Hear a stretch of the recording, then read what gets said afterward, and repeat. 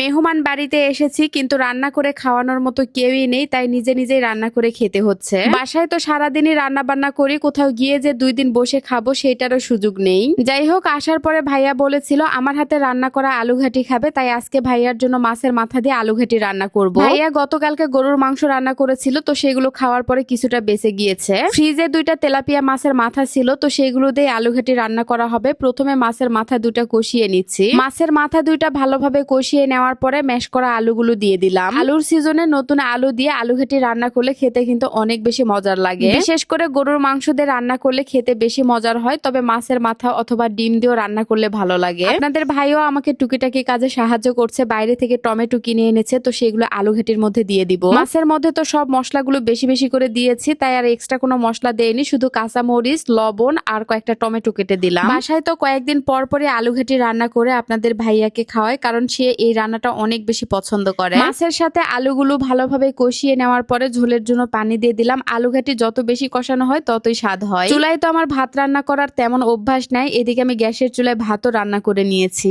একবারে সেহরির জন্য রান্না করে নিলাম। সেহরির সময় ভাত তেমন কেউই খায় না। এদিকে আলু ঘাটিও রান্না করা হয়ে গেছে, অল্প সময়ের মধ্যেই রান্নাটা হয়ে গেল। আলু ঘাটিতে ঝোলের পরিমাণ একটু বেশি রাখতে হয়, নইলে ঠান্ডা হলে শুকিয়ে যায়। এই তো আমার আলু ঘাটি রান্না করা হয়ে গেল, এরপরে তরকারিটা নামিয়ে নিলাম। অপরিচিত একটা বাসায় এসে আসলে নিজের মতো রান্না বান্না করা যায় না, তারপরে যতটুকু সম্ভব করেছি। রান্না বান্না করতে আমার একদমই আলসামি লাগে না, বরং ভালোই লাগে। ভালোবেসে বড় ভাই ছোট বোনের হাতের রান্না খেতে চেয়েছে, সেটা রান্না করে খাওয়াবো না তা তো হতেই পারে না। আমার হাতের রান্না খেয়ে ভাইয়া তো অনেক প্রশংসা করেছে, আমি তো খুবই খুশি হয়েছি। রান্না বান্না করতে করতে রাত 12টা পার হয়ে গেছে, তারপর আমরা খাওয়া দাওয়া করলাম। ঢাকায় তো যে কাজে এসেছিলাম সেই কাজগুলো তো এখনো করতেই পারিনি, পরের দিন সকালবেলা বের হয়ে পড়লাম। আজকে সারাদিনই আমার অনেক অনেক কাজ আছে। প্রথমে এসেছি টিকিওয়াইউ ব্র্যান্ডের অফিসে। আসার পর থেকে ভাইয়া বারবার বলছিল তাদের অফিসটা অন্তত একবার হলেও দেখে যাওয়ার জন্য। অফিসে আসার পরে তো আমি একদমই অবাক, ভাইয়াদের প্রোডাক্ট যেমন ভালো অফিসটাও তেমন সুন্দর। আমার এক দেখাতেই ভীষণ পছন্দ হয়েছে। 3 তলা একটা অফিস,